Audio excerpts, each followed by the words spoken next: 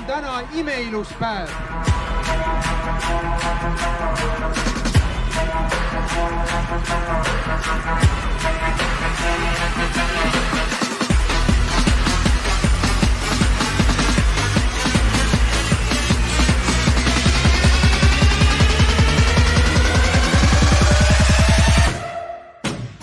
Kellega tegemist on?